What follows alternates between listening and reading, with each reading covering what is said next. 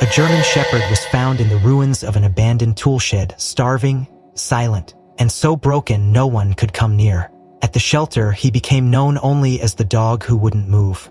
Weeks passed, hope faded. Then one woman showed up not to adopt but to donate blankets. What happened next stunned the entire staff. This is more than a rescue story. It's about memory, loyalty, and a bond that even war couldn't erase. If this kind of story speaks to your heart, don't forget to like, subscribe, and share it with someone who needs to believe in second chances. And tell us, where are you watching from, and which moment moved you most? We'd love to hear your voice. The summer sun in Riverside burned with a weary persistence, casting long shadows over cracked sidewalks and sun-bleached parking lots. It was the kind of day that pressed down on your shoulders, that made you move slower and think more than you wanted to. Imani Reed wasn't supposed to be at the county animal shelter that morning. She was just dropping off an old donation box her aunt had meant to give weeks ago. Blankets, towels, a couple of faded dogs, simple, forgettable things. But ever since she had stepped away from Eisenhower Military Hospital after what happened with Captain Molina, nothing seemed so simple anymore. She parked her dusty sedan by the shelter's side gate, her fingers still trembling lightly on the wheel. She hadn't told anyone she'd quit, not really. Her supervisor thought she was taking a mental health sabbatical. Her mother believed she was finally coming home to Atlanta, but Imani wasn't going anywhere. Not yet, not until the ringing in her ears stopped, not until the memory of Captain Molina's scream as he clawed at the floor of her therapy room, eyes wide, pupils blown, blood pressure crashing from the panic, finally faded into something less than a nightmare. The front office of the Riverside shelter was worn but clean. Sunlight filtered through a dusty pane onto rows of clipboards and a gumball machine half filled with pennies. The receptionist, a gray-haired woman named Deborah, gave Imani a polite smile as she set down the donation box. "Appreciate this," Deborah said, squinting slightly. "Are you here to adopt?" Imani shook her head quickly. "No, just these. My aunt used to volunteer here. I thought." She didn't need to explain. She didn't owe anyone her past. But Deborah was already waving someone over. A tall man in a maroon polo approached with a gentle gait and a clipboard under one arm. "Mike Russell," he said, extending a hand. "Weekend supervisor, you have a few minutes? I could show you the upgrades we've made since, well, probably since your aunt's time." Imani hesitated. Her phone buzzed in her pocket, a reminder she had no intention of following. "Sure," she said finally. "I've got time." The shelter was quieter than she expected. Dogs barked here and there, but most of them watched curiously as Mike guided her through the clean corridors, pointing out enclosures, new HVAC systems, and recent rescue stories. The dogs up front were lively, tails wagging, paws against the kennel doors, eyes wide with hope. Imani smiled reflexively at a wiggling pit bull mix and murmured something gentle. She hadn't realized how much she missed being around living beings who didn't expect her to fix them. "This is the adoption wing," Mike said. "Pretty much every pup here is ready to go to a home." "And the others?" she asked. He tilted his head toward a metal gate that led into a dimmer hallway. "That's medical and behavioral. Most people don't go in there unless they have to. But you're welcome to look. Don't get too close to the kennels. Some of the dogs are still scared. Or worse." Imani didn't know why her feet followed him through that gate. Maybe it was curiosity. Maybe it was guilt. Or maybe it was that strange silence in the back of her skull, the one that had settled there the day Molina collapsed. Either way, the hallway narrowed, and the air grew cooler. The smell of antiseptic and damp fur filled her nose. Mike stopped at a corner kennel. "This one's our toughest case," he said, voice softer. "German Shepherd, 3 years old. Name's Echo. Came in about 3 weeks ago. Found in a foreclosed house out in Indio. No ID chip. Malnourished. Some injuries that suggest abuse but no signs of fighting. We don't know what happened to him, but he hasn't moved from that corner since day one." Imani stepped closer, cautiously. Echo was huddled in the farthest reach of the kennel, just a shadow among shadows. His coat was black and brown, matted near the haunches. One ear was bent slightly wrong. His eyes were open but empty. Not alert, not hostile, just watching. "What's wrong with him?" she whispered. He's seen it in XK9s before, but even they usually react to food. He doesn't bark, doesn't flinch. Barely eats unless the place is dead quiet. We've had behaviorists try to connect. Nothing. For reasons she couldn't name, Imani didn't step back. She sat, cross-legged, on the floor opposite his kennel, her back against the cold wall. She didn't look at him directly, didn't speak, just sat. The same way she had once sat outside Captain Molina's hospital room, waiting for the morphine to wear off, for the memories to let go of his throat. 2 minutes passed. Mike said nothing. She heard the clink of metal bowls being set down elsewhere, the echo of distant barking, the soft whir of an AC vent, and still she sat. At some point she realized Echo was no longer curled tight. He hadn't moved much, but his eyes were on her now, focused, the way a soldier scopes for threat, or for salvation. She stood slowly, careful not to shift too quickly. "Thanks for the tour," she murmured to Mike, her voice low, uncertain. He nodded, clearly surprised. "You okay?" "Yeah," she lied, "but I think I might come back tomorrow, just for a bit." Mike blinked. "He'll probably still be the same, maybe," she said. "Maybe not." As she walked back to her car, the sun already leaning westward behind the desert haze, Imani felt a strange pull in her chest. Not guilt, not obligation. Something older, quieter, like recognition. She didn't sleep that night. The next morning was warmer than usual, the kind of California heat that began rising off the pavement before the sun even cleared the rooftops. Imani arrived at the shelter just after it opened, her breath caught somewhere between hesitation and resolve. She hadn't planned on coming back. She'd told herself that last night, multiple times, as she lay in bed staring at the ceiling fan, listening to its rhythmic whir like the distant thrum of a helicopter too familiar. Yet here she was, coffee in hand, old sneakers laced tight like armor, a paperback novel in her tote bag as if she needed an excuse to stay longer than she intended. Mike looked surprised to see her. "You really came back," he said, offering a smile that was more puzzled than pleased. "Told you most people don't." Imani shrugged. "I couldn't stop thinking about him, the dog, Echo. He hasn't moved," Mike warned, gesturing toward the hallway. "Not even for Kelsey this morning. Not for food, not for noise. Same as always." But when Imani rounded the corner and sat cross-legged in the same place she had the day before, something shifted in the atmosphere. It wasn't dramatic. There was no barking, no sudden rush to the front of the kennel. It was just a breath, a long, slow lift of a head, the faint twitch of a muscle in Echo's haunches, the sound of nails clicking once against concrete as he adjusted his weight by mere inches. Turning to stare. "Did you see that?" Imani didn't answer. Her pulse spiked, chest tight as if someone had knocked the air out of her. Echo's head was up. Not fully, not with strength, but up. And he was looking at her, not through her like before, but at her. Direct, tentative, alert.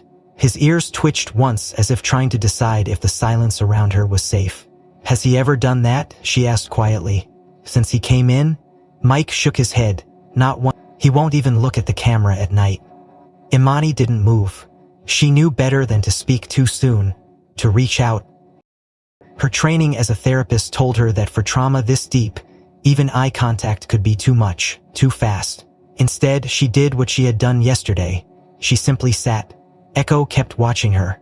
Minutes passed. A worker came by with food bowls, paused, gawked, and whispered something under her breath before hurrying away to find Kelsey. Still, Imani stayed, her hands folded on her knees, her back straight against the cinderblock wall, but her mind was anything but still. She hadn't told anyone about her fear, not even during therapy rotations, not during clinical evaluations. It had started when she was 6, just a summer visit to her cousin's house in Memphis. A neighbor's pit bull had broken through a loose fence board, rushed the kids on the sidewalk. Imani had been the smallest, the slowest. She didn't remember the attack itself, just the blood, the screams. The scar on her forearm had faded over time, just a pale arc beneath her skin. But the fear had never quite left, even during her medical training. When they practiced canine-assisted therapy, Imani had always stood back a little farther, kept her voice a little firmer, her eyes slightly averted. She had learned to fake comfort but not to feel it, until now, because something in Echo's gaze bypassed her fear entirely. He wasn't threatening, he wasn't posturing. He looked like someone searching for something that had been taken. And maybe, deep down, so was she. The hallway remained quiet, save for the soft music from the front office and the occasional shuffle of distant paws. Kelsey arrived 10 minutes later, skidding slightly as she rounded the corner. "Is he really?" she started, then stopped when she saw him. "That's new."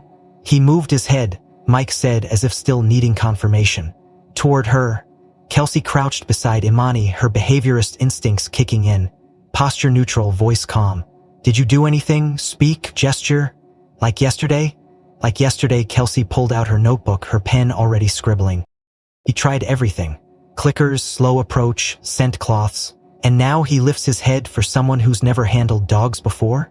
Imani flinched at the word handled. "I'm not a trainer," she said, sharper than she meant to. Kelsey glanced at her, eyebrow raised. "You are something." He sees it, whatever it is. The thought stirred something uncomfortable in Imani. She wasn't looking for meaning here. She wasn't trying to be anyone's savior. But the feeling was there, a heat blooming behind her ribs, like a compass starting to spin. Echo lowered his head slightly, ears relaxing, eyes still fixed on Imani. Kelsey whistled under her breath. "That's trust. Or the start of it. And that's more than we've ever gotten." Imani swallowed, her throat dry. "Can I stay a bit longer?" "As long as you want," Mike said. "You seem to be the only person he's listening to." She stayed 3 hours. She read aloud from her book in a low voice, not caring whether Echo understood. She talked about nothing. Her breakfast, the strange dream she had the night before, the smell of jasmine near her apartment. By the time she left, Echo hadn't moved again, but his gaze had followed her to the edge of the hallway. As she stepped outside into the blinding afternoon light, her legs shaky and her skin damp with sweat, Imani wasn't sure if she had done something brave or something foolish. The scar on her forearm pulsed faintly, the old memory rising like smoke from under the skin. But she hadn't felt afraid in that hallway, not for a moment, and that terrified her more than anything else. The shelter had its own rhythm, its own silence after the sun went down. Lights dimmed, staff clocked out. The clatter of food bowls and the hum of human presence gave way to the soft breathing of dogs, the occasional shuffle of paws on concrete, the slow rotation of ceiling fans that did little to stir the heavy summer air. In that quiet, the building seemed to breathe differently, holding attention just under the surface. Kelsey often reviewed overnight security footage in the mornings, mostly out of habit. Sometimes it showed restless pacing, the normal anxieties of animals in confinement. Sometimes it showed nothing but stillness. But the morning after Imani didn't return, the first time in 5 days she had broken the pattern, Kelsey opened the file from Kennel Cam 11 and immediately sat forward in her chair. The timestamp read 3:12 a.m. The screen showed darkness, the kind the night vision filter could barely touch, all shades of green and gray. Echo was in his usual corner, curled tightly against the wall, unmoving as usual. Then, with no visible trigger, his body snapped upright, like a spring uncoiled. His eyes were wide, his jaw open in a soundless scream, chest heaving like something was being torn from it. He lunged toward the front of the kennel, not with aggression but desperation. His paws scraped against the metal bars again and again. Then came the scratching, frenzied, frantic, the kind of motion that made fur blur on the screen and claws leave white streaks on paint. It lasted 3 minutes, then 5, then 12. Kelsey's hand hovered above the keyboard as she watched. Echo didn't bark, not once, but his mouth moved, his chest shuddered with silent howls. It was the behavior of a dog dreaming, no, reliving. His eyes were open, wide, fully awake. She noted the time again, then opened the shelter log. Imani had not visited that day. Her name wasn't in the sign-in book. Kelsey leaned back, stomach nodding. There were dogs with trauma, and then there was this.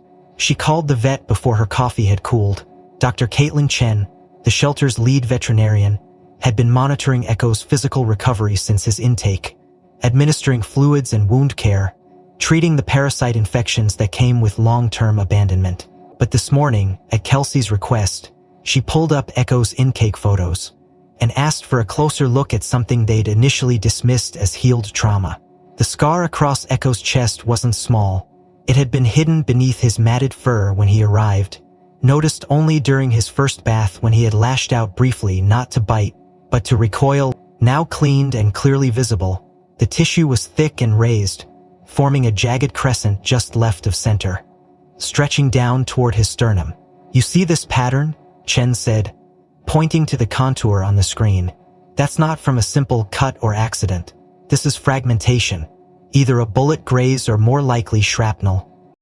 Kelsey frowned. "Military injury. Could be," Chen said. "Could be police. But based on the angle and depth, I'd guess explosive. Something went off very close to him." She rotated the image again. "He's lucky it wasn't fatal. But he's definitely seen combat." Kelsey turned back to the overnight footage, watching again as Echo clawed at the kennel door like something was waiting on the other side. "Because why doesn't he bark?" "Because whatever happened, it trained that out of him," Chen replied. "Or punished it out." That thought sat with Kelsey as she stepped back into the kennel hall. It was quieter this morning. Heavier somehow. Echo was in his corner again, body still, head low. But when she passed by, his eyes flicked up. Briefly. When Imani did return 2 days later, carrying a new blanket and the same paperback novel she hadn't finished reading, Mike met her in the parking lot. "He had a rough night," he said. "You weren't here." She froze. "What do you mean?" "Kelsey's got footage," Mike continued. "Something triggered him. Like he was looking for you, like he was missing something." Imani's chest tightened. She hadn't meant to stay away. A migraine, a day spent under a blanket with a fan pointed directly at her face, the heat pressing into her bones like a punishment. She hadn't even realized how many days had passed. "Can I see him?" she asked. Mike nodded. "He's been quiet since, but different, watchful." When she stepped into the corridor, Echo's posture didn't change. Not right away, but his head lifted half an inch. His body didn't twitch, didn't flinch, but the look in his eyes was unmistakable relief or something close to it. She sat again. Same spot.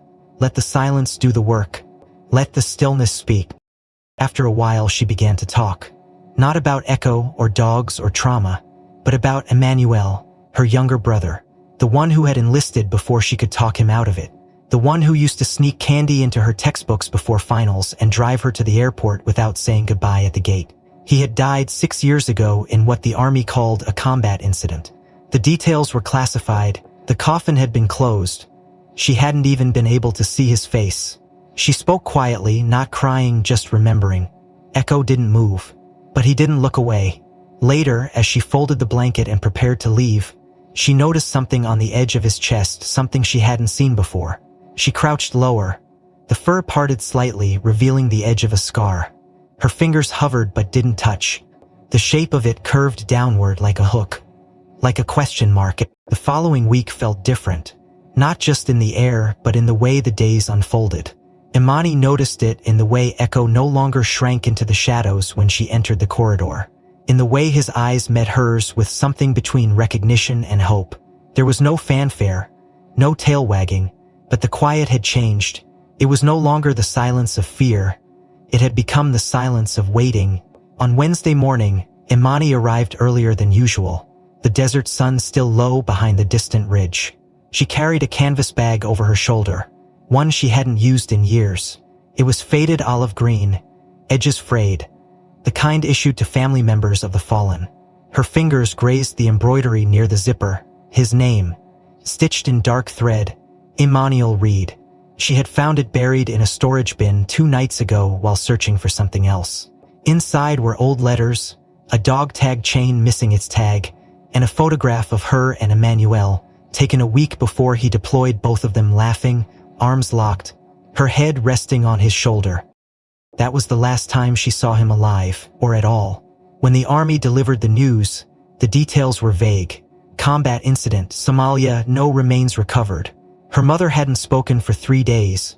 Imani had thrown herself into school, into medicine, into helping others cope with loss, hoping that maybe, somehow, it would dull her own.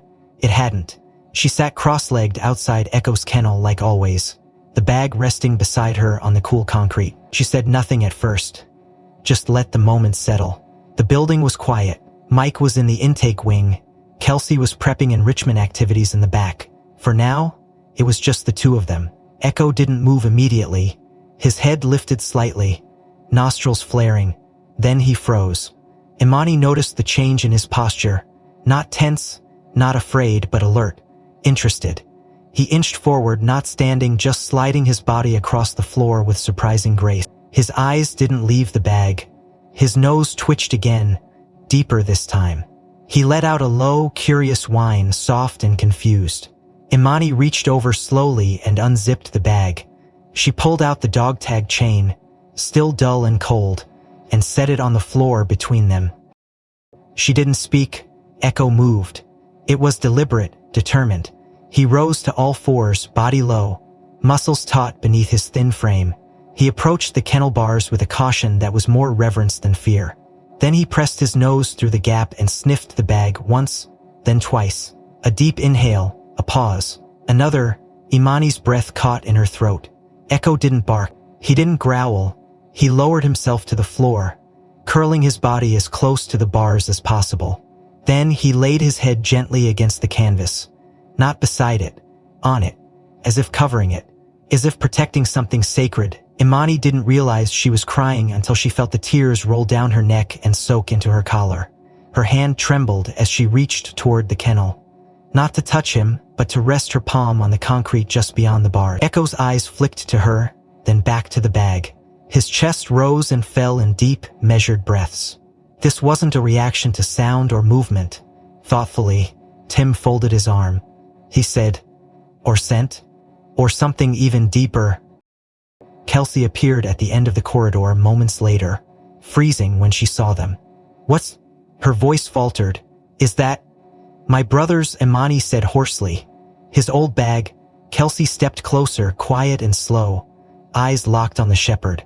"He's never done this, not even with his own toys, not with anything." Imani nodded slowly, her voice distant. "He's not reacting to Peg." "Your brother?" Kelsey asked gently. "What happened to him?" Imani swallowed hard. "Special Forces, Somalia. 6 years ago. They said he died in an explosion during a mission extraction. No body, no trace, nothing to bury. Just that bag." Kelsey crouched beside her, eyes wide. "And the dog, they never said," Imani whispered. "There was mention of a canine unit embedded with their team, but it was redacted in every report I could get. I gave up searching." "You think this could be—" "I don't know," Imani admitted. "But he knows this bag he knows that scent." Kelsey leaned forward, peering closer. "There's more. Look at the way he curled around it. That's a guarding posture, that's instinct. He's not just remembering, he's connecting." Echo shifted slightly, licking the canvas once, then resting his head again. Imani watched him, heart pounding, unsure whether she felt hope or dread. What were the odds? What were the chances that this broken creature before her had once belonged to the same mission, the same desert, the same brother she had lost without a goodbye? It felt impossible, and yet here he was, lying silent over Emmanuel's name, as if standing watch once more. She opened the bag slowly and removed the photo, the one of her and her brother. She held it to the glass of the kennel. Echo didn't move, but his eyes tracked it, not fast but deliberate. His ears lifted slightly, then folded back again. Another low sound escaped his throat, this time not a whine, but a kind of exhale, a letting go. Kelsey whispered, "You need to talk to someone at the DOD. This isn't coincidence." "I'm not sure they'd believe me," Imani said, her voice tight. "But I know what I see, and he knows what he smells." Echo pressed his paw toward the glass, resting it silently against the kennel bars. Imani mirrored him, palm to metal, breath catching in her lungs like a prayer half-spoken. The next day began like any other, heat pressing against the windows, the scent of disinfectant lingering in the air, low murmurs of conversation in the front lobby. But something shifted the moment Imani walked through the shelter door. There was a tension in Mike's shoulders as he greeted her, a tightness around Kelsey's smile that wasn't there yesterday. Imani felt it before she heard it, the way silence sometimes says more than words. It wasn't until a younger staffer, nervous and pink-cheeked, caught her by the elbow that she realized what was wrong. "Miss Reed," the girl whispered, her eyes darting left and right as if afraid to be overheard. You should see this." She handed Imani a sheet of paper, slightly crumpled at the edges, the printer ink still faintly warm. It was a list, clinical, cold, formatted in a table. Column headers read, ID, intake date, behavioral risk, rehab potential, euthanization date pending. Imani's eyes flicked down the names, barely breathing. Her fingers froze on the third entry. K91015 Echo status. Unresponsive/non-simultaneously pending, Friday 11:00 a.m. Her vision tunneled. The paper shook in her hands. "What the hell is this?" she asked. Voice too sharp for the hallway, the girl winced. I don't know, it's a rotating list updated weekly. Admin keeps it quiet until final review, but I saw your name next to his file. I thought you should know." "You were right," Imani said, folding the paper like it might combust in her grip. She moved down the corridor with purpose, her steps louder than usual, her presence undeniable. Mike caught up to her at the entrance of the behavioral wing. "He was going to tell you," he said quickly. "We didn't expect him to stay on the list. It's standard procedure. He recognized my brother," Imani snapped. "You saw it, Kelsey saw it. That dog is not unresponsive. He's not beyond help. It's not my call," Mike said, raising both hands. "The shelter's overwhelmed, we're at capacity, funding's tight. They make these evaluations every Thursday, tomorrow's the cutoff." Imai stared at him, disbelief twisting into something colder. "So you're telling me even after everything, his reaction to the bag, to the name, to me, they're still planning to put him down? Some dogs never come back, Imani." "Then they've never had someone who gave a damn," she said, voice low. "Not like this." She didn't go to Echo's kennel that day. She couldn't. Not with her hands shaking, not with that list still folded in her pocket like a death sentence. Instead, she went home. The apartment was too quiet, the ceiling fan clicking overhead like a metronome counting down seconds. She didn't want to waste. She paced. Nate T. Forgot about the T. The image of Ian curled over Emmanuel's name haunted her like a question left unanswered. Something was missing, some piece still out of place. It wasn't until she knocked over a frame on her bookshelf trying to yank open the drawer beneath that she found it. Glass shattered across the hardwood floor. Imani froze, staring at the frame, at the dust gathered in the corners, at the photograph inside an old print she didn't remember placing there. The edges curled slightly yellow from time. She bent down slowly, brushing shards aside with her sleeve, and lifted the photo into the light. Her breath hitched. It was Emmanuel, maybe 23, younger than she remembered him in the last year of his life. He was kneeling in desert fatigues, dusty and sunburned, grinning despite the heat. One hand gripped a leash, the other rested on the shoulder of a black and tan German shepherd. The same coloring, the same ears, the same faint scar on the dog's right flank that Imani had noticed just days ago when Echo shifted in sleep. Her fingers trembled as she turned the photo over. In faded pencil, Emmanuel's looping script read, "K9-115 Echo, best damn partner I ever had." The room tilted. She sank onto the floor, the photograph gripped so tightly it bent in her hand. It was him, not just some similar dog, not a coincidence. Echo was Emmanuel's partner. That explained the way he had moved toward the bag, the way he had stilled under the sound of her voice. The quiet recognition in his gaze. He hadn't just remembered a scent, he had remembered family. Imani stood abruptly, her fingers closed around her phone, dialing the shelter before her legs had fully steadied. "Put Mike on," she told the front desk. "Now." "Imani?" Mike sounded breathless, caught off guard. "I need to speak to whoever controls that euthanization list," she said. "Tonight, what happened?" "I have proof," she said. "A photo. With a name. With his name, Echo belonged to my brother, K9-115. He's a war dog, a decorated one, and they're about to kill him because no one took the time to look deeper." "Oh, that's a big claim," Mike said, hesitant. "Can you bring the photo?" "I'll be there in 20 minutes. She grabbed her keys, her chest pounding. The last 6 years unraveled in her mind like thread pulled from a fraying edge. Unanswered question.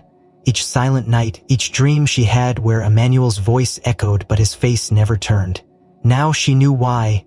Part of him had survived, it had come back, but the world didn't recognize it, and if she didn't act now, it would be lost all over again.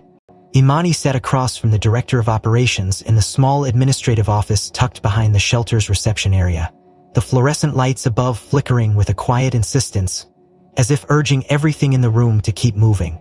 Her hands were steady now, the photo of Emmanuel and Echo placed carefully on the metal desk between them, her voice clear and unwavering as she explained what she knew. Mike stood to her right, silent but visibly tense, and across from them was Karen Laramie, the shelter's administrator, a woman in her early 50s with sharp glasses and sharper instincts, known for her efficiency and caution. K9-115, Imani repeated, tapping the faded ink on the back of the photo. Echo. That's his designation. My brother was assigned to Operation Shatterline in southern Somalia. He and Echo were declared missing in action after a blast compromised their unit. His remains were never recovered. But the dog came back. Karen studied the photo for a long time, her brow furrowed. Where did you get this? I'd forgotten it even existed. Found it after knocking over an old frame 2 nights ago. I didn't see the tag detail until today. And you're sure this is the same dog? Karen asked, skeptical. Not a similar-looking shepherd. They're common in military units. I've spent the last 2 weeks watching him, Imani said. Her tone sharpened. He doesn't respond to anyone but me. He reacted guarded it. That's not instinct, that's recognition. Karen looked down at the euthanasia list, then back at the photo. Her fingers paused above her keyboard. All right, she said slowly. Let's see what the military has on record. It took 2 hours, a phone call to a contact in the Department of Defense, and a favor from a VA administrator who had once worked with Imani during her residency. The first breakthrough came in the form of a redacted incident report dated 6 years prior, detailing a mission breach in southern Somalia. Coordinates matched Emmanuel's last known deployment. The report listed multiple casualties, 1 soldier unrecovered, and 1 K9 unit K9-115 declared MIA. The second breakthrough came from a Department of Defense working dog archive, which confirmed Echo's military designation and a brief note, Jesus, he really was out there. Wait, Karen said, scrolling farther. There's a supplemental note, dated 18 months after the incident. Imani leaned forward. What does it say? Karen read aloud. K9-115 reported spotted during third-party intelligence sweep near Mogadishu outskirts. Confirmed markings consistent with Echo. Behavior erratic. Possible capture by rogue militia groups for underground combat training. Status. Imani's hands curled into fists. Combat training? You mean dog fighting? Possibly, Karen said grimly. Some groups take ex-military dogs for illegal combat. Train them to suppress loyalty, retrain them for aggression. The psychological damage is... She didn't finish the sentence. She didn't need to. Echo had clawed through nightmares in his sleep. He had screamed without sound, paced until his pads bled, stared into shadows like they were trying to pull him back. Now it all made sense. There's more, Mike said, pulling a different folder from the filing cabinet. The of our volunteers flagged a tag on Echo's intake collar. We didn't run it before because it didn't look military, no chip, no serial, but I ran it just now through a customs database. The collar was manufactured in Dubai. Military surplus auction. He was sold? Imani asked, incredulous. Most likely recycled gear. But yeah, if someone got him after the mission, they could have sold him into any number of private militia chains. From there, who knows how many hands he passed through before landing in that abandoned house. Karen leaned back, visibly unsettled. So he was taken, used, discarded, and now he's here. And we almost put him down because he was too quiet, because he was too broken, Imani said. He survived all of it. He found his way back. How the hell did he get across the ocean? Mike asked. No passport, he added, trying to force a smile that didn't come. Karen turned back to the computer, typing with newfound urgency. I'll need to file a delay on the euthanasia order and contact the DoD's Canine Rehabilitation Division. If we prove he was a working asset, we might be able to transition him under federal care. Don't want him handed over to another agency, Imani said immediately. He's not a case study. He's my brother's dog. His family. Karen sighed. Imani, you know better than anyone military protocol doesn't treat dogs like pets. Even retired, they're property. Then I'll fight for custody, she said. Whatever I have to do, you saw the file. That dog has been through hell and made it back. He deserves more than a cage and a ticking clock. Karen hesitated, then nodded. All right, I'll file the hold. But be prepared, this could go federal. If it does, you'll need proof that he's not just similar to Echo, but is Echo. Medical scans, scar alignment, behavior logs, anything that proves identity. I'll get it, Imani said. Every last piece. She returned to the kennel that night long after the building had emptied out, the lights dimmed and the hallway still. Echo lay in the middle of the floor this time, not the corner. When she approached, he lifted his head slowly, ears tilted, eyes calm but waiting. She sat without a word, the silence between them now familiar, like old language slowly remembered. Her fingers grazed the scar across his chest, that same curve visible in the photo, and she whispered, "You made it, didn't you? You didn't just survive, you fought your way back." Echo didn't move, but his hails through his nose long and low, his head tilting slightly to rest closer to her shoe. Emmanuel looked down at him, her heart heavy and full at once, realizing that behind every command ever shouted on a battlefield, behind every silent scream in the dark, there had been this dog watching, guarding, enduring. Emmanuel may not have made it out of that mission, but Echo had, and through all the hands, the cages, the collars and chaos, he had held on to something. Her, the scent, the voice, the bloodline. The mission wasn't over, not yet. The morning after the military identity verification was filed, Imani took Echo out for a supervised walk, his first time beyond the kennel corridor since arriving at the shelter. The staff had finally approved the trial after reviewing weeks of footage and acknowledging that Echo's responses to her were unlike anything they had observed in his history.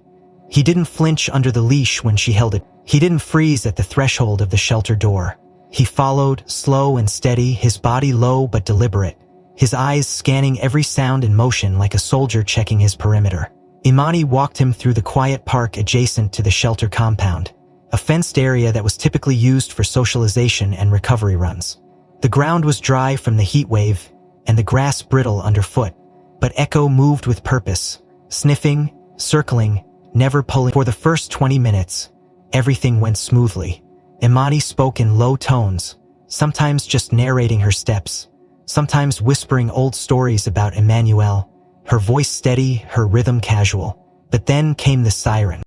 Somewhere on the other side of the neighborhood, a police cruiser screamed down the main road. The sound was distant but sharp, rising and falling in that distinctive mechanical wail that split through the summer stillness like a blade. Echo stopped. His body went rigid. His ears twitched, just one, the left. The right ear stayed completely still. Imani saw it. The moment something inside him cracked wide open, without warning, Echo dropped to the ground and let out a high, keening whimper, a sound full of pressure and panic. His paws began to claw at the dirt, then at the concrete near the gate. He spun in place once, then collapsed against the fence, his nails raking the ground, scraping until the pads of his feet began to bleed. Imani dropped to her knees beside him, yanking the leash free. "Echo, it's okay. You're okay," she said. But he wasn't listening. He was somewhere else, deep in memory, in reflex, in terror. His mouth opened in a silent bark, his chest heaving. He pawed at his own head like he was trying to dig the sound out. And then he froze, shivering. Imani held his head between her hands, feeling the tension trembling through his jaw, and slowly pressed her forehead to his. "It's gone now," she whispered. "It's not real. You're not there." It took nearly 15 minutes for his breathing to return to normal, and even then, he couldn't walk. Mike came out with a stretcher. They carried Echo back inside, not as a patient, but as a brother returned from battle, too late to scream, too early to rest. That night, Imani sat beside his kennel, watching the rise and fall of his chest, the way his right ear never twitched when she snapped her fingers near it. She pulled out the incident report again, reading every redacted line until her eyes blurred. Emmanuel's last medical notation before the mission had recorded auditory damage from a prior explosion. "Left ear," she murmured. "M lost hearing in his left ear. Echo lost his right." She stared at the symmetry of it, the strange mirror between man and dog, between sibling and sentinel, one incomplete without the other. The next day, Echo was better, not energetic but grounded again, alert in that quiet way that meant he was watching everything, processing it, assigning it to the new map he was building inside his scarred brain. Imani asked for clearance to take him on a short walk outside the shelter grounds. Kelsey hesitated but approved the request. Provided she remained within visual contact, they stayed close to the edge of the park, near the sidewalk that ran parallel to a slow suburban street lined with small homes and cars parked under sagging tree limbs. Children played up ahead, kicking a soccer ball between chalk drawings on the pavement. Echo walked calmly beside her, ears pivoting, tail low and relaxed. For a while it felt like hope. Then the ball rolled into the street. A small boy, maybe 7, broke from the curb and chased after it, oblivious to the sound of a car turning the corner just 50 feet away. Imai saw it all in slow motion. The boy, the speeding vehicle, the driver distracted on a phone. But Echo moved first. With a growl that split the air like a grenade, he lunged forward, ripping the leash from her hand with a force that nearly dislocated her shoulder. He barreled into the street, teeth bared not in aggression but in singular focus. The boy was mid-stride when Echo reached him, jaws locking gently onto the back of his t-shirt, his weight shifting just enough to pull the child sideways. They rolled together onto the sidewalk as the car screeched past, missing them by inches. Tires screamed, horns blared. Imani sprinted forward, heart in her throat, kneeling beside them both. Echo stood over the boy now, his body shielding him completely. Tail straight, ears forward, eyes locked on the road like he was still on mission. The boy cried out, not in pain but in shock. His mother ran screaming from a nearby yard, arms outstretched. Imani explained in rushed, breathless words.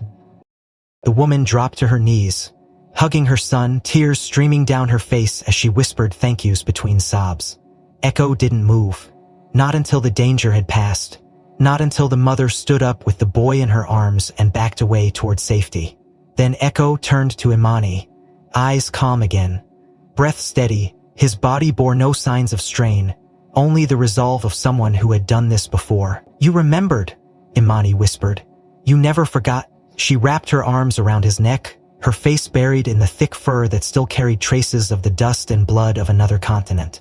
Somewhere deep in his memory, Echo had heard the call. Somewhere beyond pain and noise and trauma, the instinct that had been trained into him, that had defined his very existence, had reawakened, not because of force, but because a life had needed saving.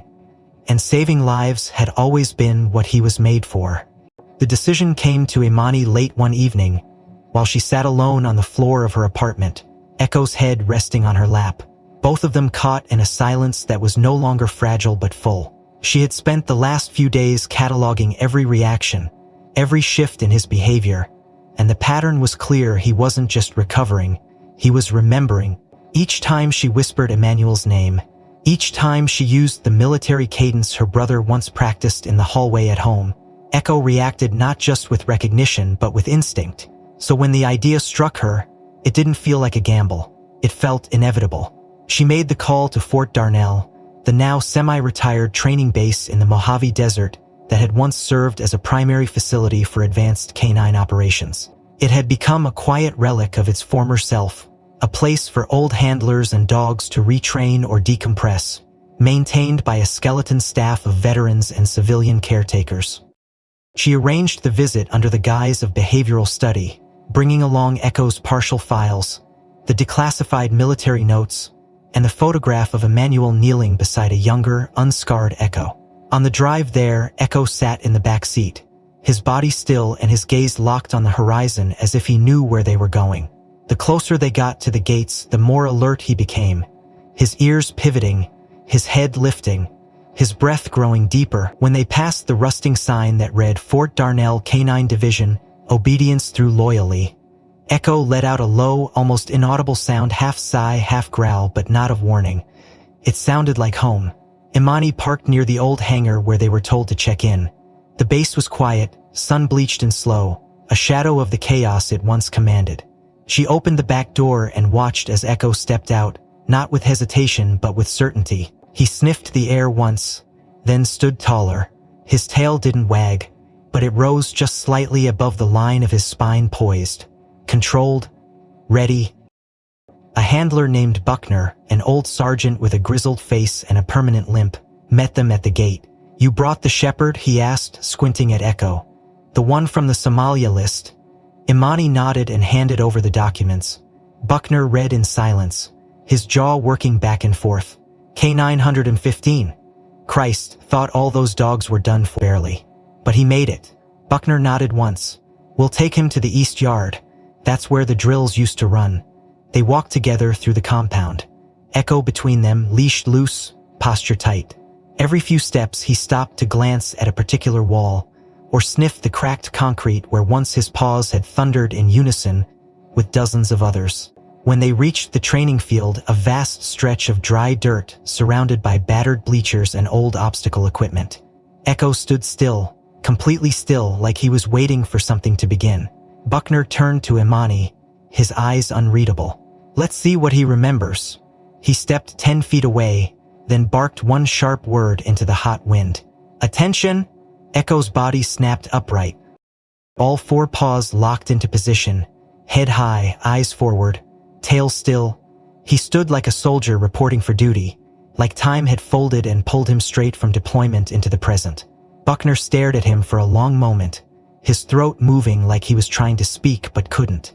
Then, from the far side of the yard, a voice rang out, cracked, shaking, and full of disbelief. Holy! A man in an old uniform hobbled forward, no longer young, his cane forgotten as it dropped to the dust behind him. He was lean and sun-spotted, his gait stiff with age, but his eyes burned with something fierce. Echo? He rasped. Is that my boy? Echo turned. His ears twitched. He tilted his head slightly and sniffed the air. The man moved faster now, stumbling across the yard, breath short. It can't be. I thought you were dead, boy. I thought you went up. Imani froze. You knew my brother? The man turned to her, eyes glistening. Reed? Emmanuel Reed? She nodded. The man let out a choked laugh. Your brother and I served 2 tours together. He and Echo, hell, they were a better team than half the 2-leggers I ever trained. That dog saved my damn life. How? Imani asked. Was it in Somalia? The man nodded slowly, walking closer now, eyes locked on Echo. We were clearing a road through a canyon, standard patrol. Emmanuel took Echo out front, just a few yards ahead of us. Echo stopped dead in his tracks, wouldn't budge. Emmanuel trusted him, made us halt. We found 3 mines laid in a zigzag pattern. If that dog hadn't sensed them, I'd be scattered across 2 provinces. Imani knelt beside Echo, who remained still, breathing deep, focused entirely on the man before him. You thought he died?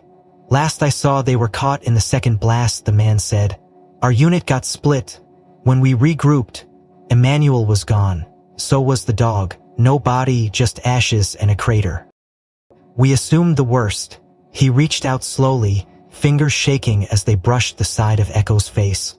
I can't believe this. I can't believe this. Echo leaned into the touch, just slightly, just enough. The man broke, collapsing to his knees, sobbing into the fur that had once run beside him through sand and gunfire. You made it, you stubborn little bastard, he whispered. You made it. Imani looked around the yard, at the empty obstacles and the silent bleachers and the ghosts that surely lingered here. Then she looked back at Echo, who now sat beside the old soldier, head high, breathing calm. His eyes didn't wander. He wasn't lost anymore. He had returned to the place where he had once been forged, and somehow, despite everything, the fire in him hadn't gone out. Not yet. The letter arrived 3 days after the visit to Fort Darnell, its language crisp, impersonal, and final. It was stamped by the Department of Defense K-9 Reacquisition Unit, and stated in no uncertain terms that K-9-115, also known as Echo, was a non-discharged government asset presumed lost but now recovered, and thus subject to immediate transfer back into federal custody for reassessment and possible reintegration into service protocols. Imani stared at the words in stunned silence, the paper trembling slightly between her fingers. She could hear Echo breathing beside her on the floor, his head tilted, watching her as if he knew something was shifting, something dangerous and deep. They want to take you, she whispered, voice hollow. After everything, after all you've endured. She didn't sleep that night. She spent the hours cross-referencing military discharge policies, reaching out to the shelter's legal consultant, and building a case based not on emotion but on fact, on recovery, on behavioral data, on the undeniable evidence that Echo was no longer just a tool of war but a being in healing, with roots, with memory, with a bond. When the date for the hearing was set, the proceedings were to be held at the District Arbitration Hall, a neutral venue where military and civilian parties could argue custody over former service animals deemed too high risk or high value for simple adoption. It was a sterile room, square and gray, with overhead lights that buzzed and flickered every so often. Like the building couldn't decide whether it wanted to stay awake. On one side sat two military representatives, neither of whom had known Echo in the field. Their uniforms were immaculate, their folders thick, their voices clipped with protocol. On the other side, Imani sat alone, her hands folded over a file of photographs, witness statements, and veterinary records, with Echo leashed quietly beside her. He sat alert, not tense but prepared, the way a soldier might wait for orders without yet knowing the nature of the battle ahead. The judge was a woman named Helen Drysdale, a retired colonel turned civilian arbitrator, with eyes that missed nothing and a face carved from stone. She began with formalities, reading Echo's designation, service record, and the summary of his MIA status, followed by his unexpected reappearance. "Miss Reed," she said at last, adjusting her glasses, "you are listed here as the civilian claiming custody under a compassionate care clause. Do you have anything to submit before we begin testimony?" Imani stood, knees slightly unsteady, and handed over the folder. Clearly are his behavior logs, the video of his reaction to my brother's belongings, statements from two former handlers, and photographic evidence of K9 115's prior role under Sergeant Emmanuel Reed, my brother. "Thank you," the judge replied. She gestured to the officers across the room. "The Department of Defense's stance?" One of the men, Captain Norris, cleared his throat. "Your Honor, while we acknowledge the emotional dimension of Ms. Reed's claim, K9 115 was never formally retired or discharged. He was listed as MIA, not decommissioned. Given his advanced tactical training, recovery of this asset warrants reassessment under military protocol. He remains, in our view, a functional and retrievable government resource." "He is not a weapon," Imani interrupted, voice louder than intended. "He is not a number. He's a living being who was abandoned by the very system now trying to reclaim him." "Ma'am," Norris replied stiffly, "with respect, this is not an emotional forum. This is federal property under dispute." "He was forgotten," she said, her voice tightening. "He was presumed dead, traumatized, and left to survive on his own for 6 years. You don't get to come back after all that time and decide you still own him." The judge held up her hand. "Ms. Reed, you'll have a chance to make your statement. Please proceed now with your testimony." Imani reached for the papers in her lap, but her fingers trembled. She inhaled, then exhaled, trying to find the center of her voice. "Your Honor," she began slowly, "my name is Imani Reed. I am a licensed physical therapist and the sister of Sergeant Emmanuel Reed, who was killed in action during a mission in Somalia. The dog sitting beside me, Echo, was his partner, both in the field and in life. I hadn't seen Echo until he was rescued by chance, starving, silent, and deemed unadoptable. But I recognized him the moment he looked at me, and more importantly, he recognized me." Her voice cracked slightly. "We didn't know he'd survived. The military didn't know either. He endured captivity, abuse, silence. And despite all that, he found his way home. He remembered my brother. He remembered me." She paused, gripping the sides of the paper now curling in her hands. "He's not just surviving anymore. He's healing. He protects. He connects. He's more than a number. He chose to live, and now I'm asking you to let him finish that life with dignity." The judge studied her carefully. "And if custody is denied?" Imani looked down at Echo, then back up. "I'll appeal. I'll go to the media. I'll take it as far as it goes. Because I won't let him be locked away again, or worse, used until he breaks." Silence fell across the room. Then, without warning, Echo stood. He took one step forward, then another, his leash slack between them. Imani reached to stop him, but the judge gestured gently. "Let him." Echo moved with quiet purpose, his eyes never leaving Imani's. He walked to where she sat, paused, and lowered his body until his head rested gently on her foot. His breath warmed through her shoe. Imani's shoulders trembled. She hadn't expected him to move. She hadn't called him. But in that moment, Echo made a choice, visible, undeniable, final. Colonel Drysdale leaned forward. "Noted," she said. "Let the record reflect that the animal demonstrated unprompted protective proximity behavior toward the civilian claimant." Proceeding to final deliberation, the ruling came 48 hours later, delivered not by mail but by a quiet call from Colonel Drysdale herself. Her voice softened from its usual firmness as she spoke the words that would change everything. "Miss Reed, this is to inform you that the court has recognized your petition. You are now Echo's official caregiver under special designation. We're registering him as a retired canine with full honors, and you as his legal guardian and civilian therapy partner. The case is closed." Imani didn't respond at first. The phone pressed to her ear while her other hand reached down to Echo, who lay stretched across her living room floor, eyes closed but ears alert, always listening. "Thank you," she whispered finally, "for seeing him, for seeing us." The weeks that followed moved with a sense of purpose unlike anything she had felt since Emmanuel's funeral. Echo adjusted quickly to the rhythm of home life, not as a pet but as a partner. His movements became smoother, his reactions gentler. He still bore the scars of war, physical and otherwise, but now they no longer controlled him. They simply lived on him, like medals earned in silence. With the shelter support and the VA's blessing, Imani began a small pilot program at the Palm Desert Veterans Recovery Center, integrating service animals into physical therapy routines for PTSD patients. It was something she had dreamed of once, during long shifts at the hospital. Now it was real, and Echo stood at the heart of it. Every morning they arrived early, Imani carrying files and Echo carrying the weight of 1,000 unspoken things. Veterans entered the room wary, hollow-eyed, skeptical of anything promising relief. But Echo didn't promise, he simply was. He sat beside those who needed stillness. He nudged the hands of those lost in memory. He leaned his weight against the legs of men who hadn't stood tall in years. And slowly, like dawn bleeding across a broken horizon, they changed. On a Thursday afternoon, 2 months into the program, a patient named Marcus, an ex-Marine who hadn't slept more than 2 hours a night since Fallujah, lay flat on a therapy mat in the far corner of the room. His body twitched as it always did, caught between exhaustion and the terror of dreams that waited behind his eyes. Imani sat nearby, taking notes, preparing for the next segment. Echo, who had been resting near the supply cart, stood abruptly. He walked across the room without command, his gait silent and certain, and settled beside Marcus. With a grace that startled everyone present, he lowered his head and placed it gently across the man's abdomen, his breath syncing with the rise and fall of Marcus's ribs. Imani froze. She had seen Echo comfort before, but this was different. He wasn't offering contact.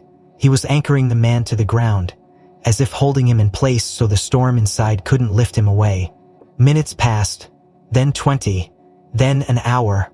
Marcus didn't move. His breathing slowed, his fists unclenched. For the first time in 7 years, he slept, deeply, without jerking awake, without screaming.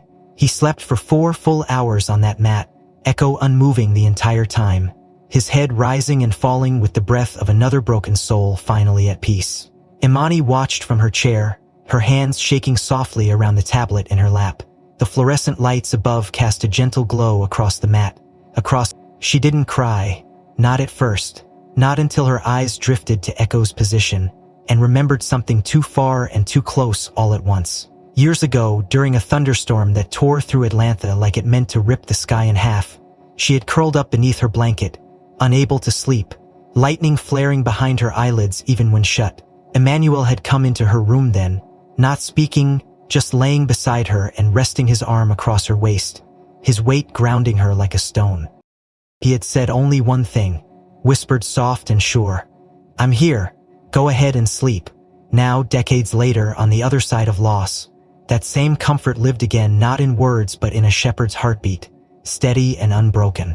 Imani wiped at her eyes, but the tears kept falling, slow and reverent. She leaned forward, whispering under her breath the words meant for no one but the space between her and her brother, the air thick with memory. He's doing what you used to do. He's doing it again. For them." Echo's ears twitched, just once, as if he heard. Decayed as if he always had.